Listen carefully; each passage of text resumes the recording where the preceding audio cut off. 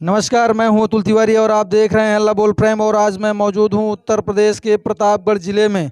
और प्रतापगढ़ ज़िले के घाटमपुर एक ग्राम सभा है, वहीं पर एक ऐसी संस्था जो रूरल एरिया, जो गांव के बच्चे हैं, उनको शिक्षा देने का प्रयास कर रहे हैं। और बहुत ही कम रुपए में, आपको बता दें तो बहुत ही निःशुल्क टाइप में, आप समझ लीजिए जितना आप डेली का खर्च होगा आपका, उससे कहीं कम, आपको बता दें तो। और वहीं आज मैं मौजूद हूँ ये स्टडीगढ़ में, जहाँ पर लगातार इनके साथ, इन बच्चों के साथ मिलकर प्रयास किया जा रहा है कि जो गांव की शिक्षा है, जो गांव के बच्चे हैं, जो रूरल एरिया के बच्चे हैं, उनको कैसे शिक्षा से, जो धारा है शिक्षा की, जो प्रवाह धारा है, उससे कैसे जोड़ा जाए।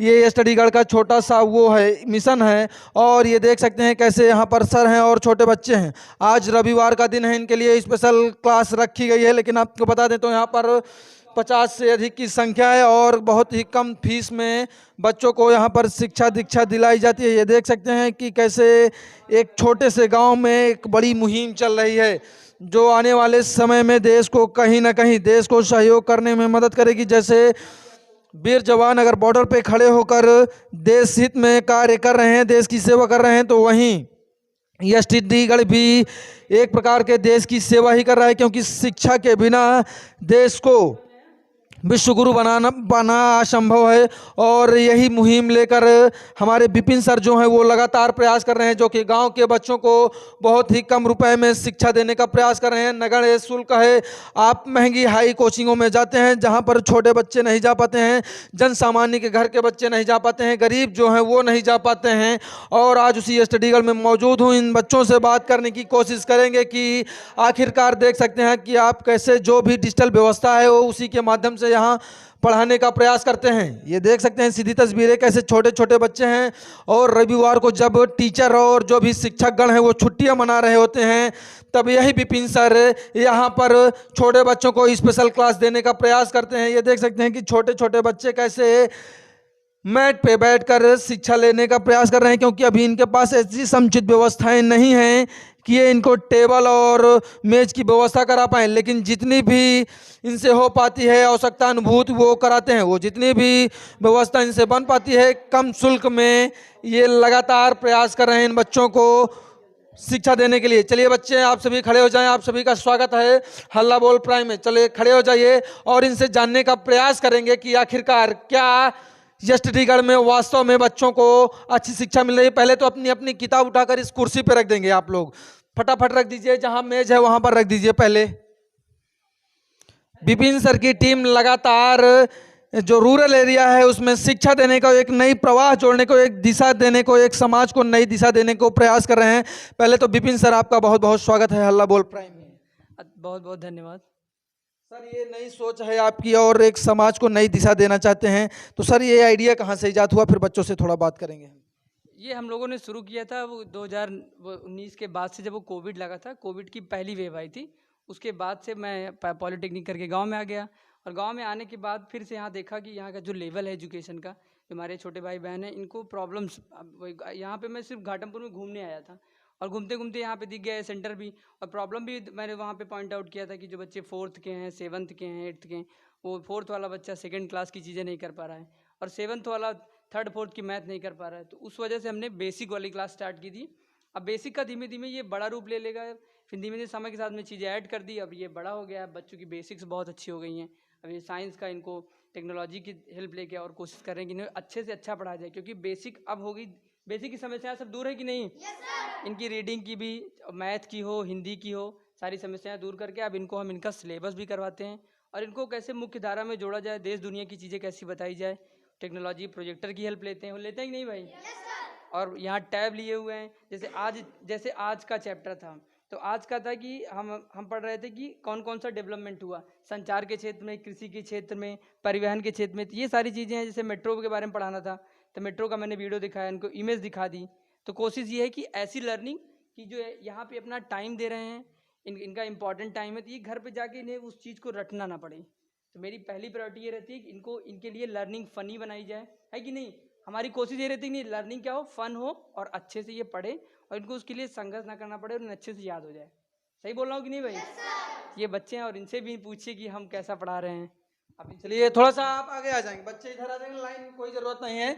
देखिए प्रतिभाओं की कमी नहीं है, शायद आपको लगता हो कि शहर में ही केवल प्रतिभा बसती हो, तो शहर में ही नहीं है, बसती है प्रतिभा। ये देख सकते हैं कि कैसे छोटे छोटे बच्चे, ये इनकी ही प्रतिभाएं देख सकते हैं कि कैसे कलाकारी करके गणेश जी हों, राष्ट्रपिता महात्मा गांधी हों या कृष्ण जी हों, ये देख सकते हैं कैसे ये चित्रकारी किए हैं।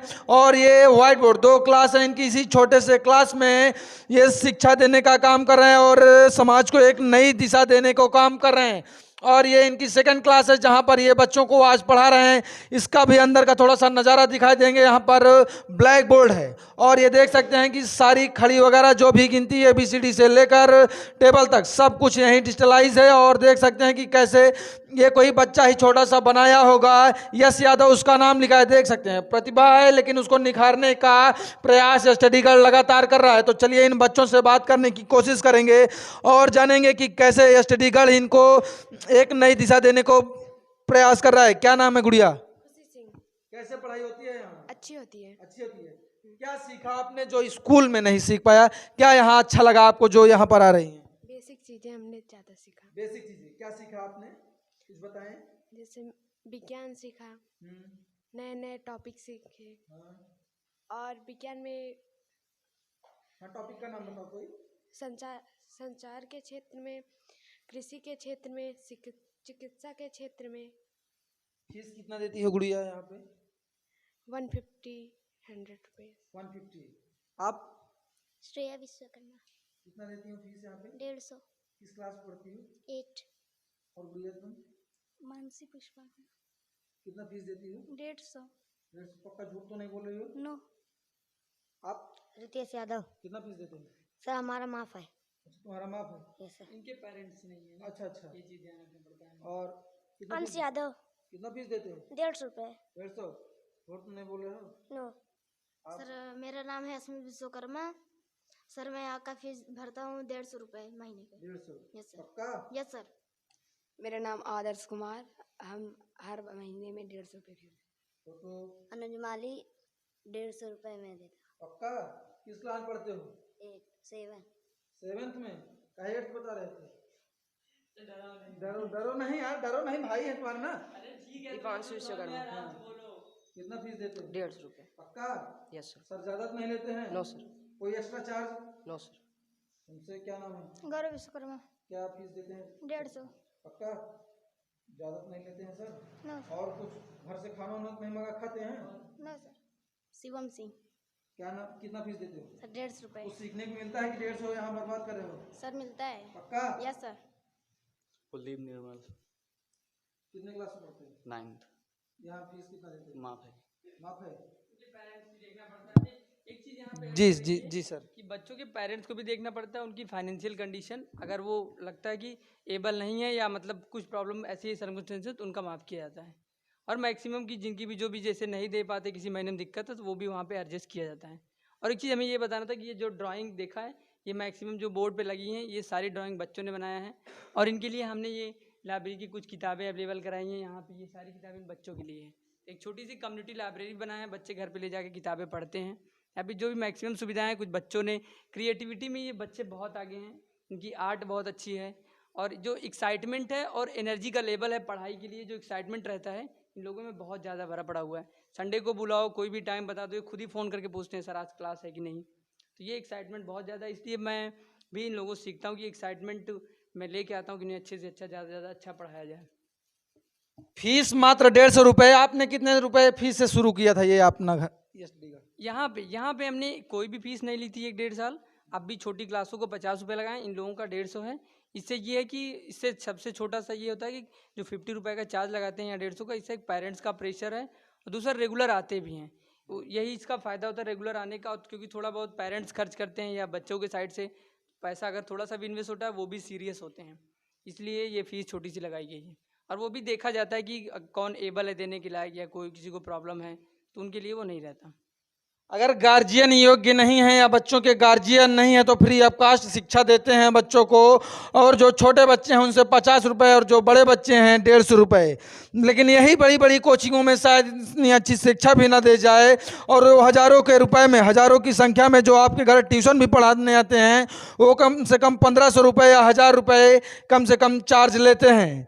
लेकिन यहाँ पर मात्र 150 रुपये में और इतनी बेहतरीन शिक्षाएँ दी जा रही हैं सर के द्वारा। और इनकी पूरी टीम जो विपिन सर की है वो लगातार, जब कोरोना हुआ करता था आप अपने घर में हुआ करते थे और बच्चों का स्कूल बंद हुआ करता था, तो लगातार ये बच्चों को शिक्षा देने का प्रयास कर रहे थे। आज तो इनके पास एक छोटा सा कहीं से रूम अरेंज कर लिए हैं, लेकिन जब फ्री की शिक्षा देते थे तो ये पेड़ों के नीचे पढ़ाया करते थे। चलिए, आप सभी हमारे साथ जुड़े, आप सभी का बहुत बहुत धन्यवाद।